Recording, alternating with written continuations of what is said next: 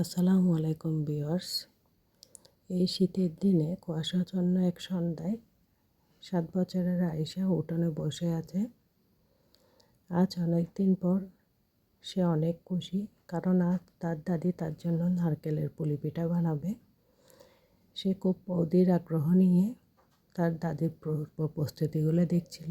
তার দাদি প্রথমে একটি নারকেল কুড়িয়ে তাতে চিনি মিশিয়ে একপাশে রেখে দেয়।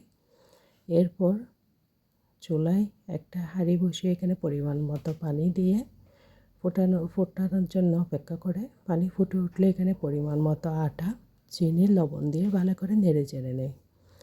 এরপর এগুলো চুলার থেকে নামিয়ে একটা থালিতে রেখে ভালো করে অল্প অল্প পানি দিয়ে মতে নেয়। এরপর ছোটো ছোটো গুটি করে এক পাশে রেখে দেয়। তারপর তিনি ছোটো ছোটো রুটি বেলে এক পাশে রাখে, আর আয়েশার মা তাতে পুর দিতে শুরু করে। নারকেলের পুর দিয়ে তিনি এগুলো পুলি শেপে কেটে নেয়। আপনারা চাইলে এই পিঠাটা ভাপিয়ে দুধে বা তেলে ভেজে খেতে পারেন। এই শীতের মধ্যে পুলি পিঠার মজাই আলাদা। আপনারা চাইলে এই পিঠা ফ্রিজে সংরক্ষণ করেও রাখতে পারেন। কীভাবে সংরক্ষণ করবেন এটাও আমি ভিডিওর মাধ্যমে দেখিয়ে দিচ্ছি।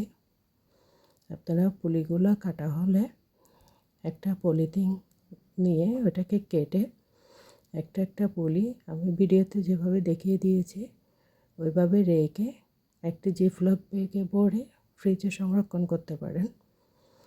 যখন আপনাদের খাওয়ার ইচ্ছা হবে এর আগে নামিয়ে মিডিয়াম আঁচে চুলায় দিয়ে ভেজে খেতে পারেন।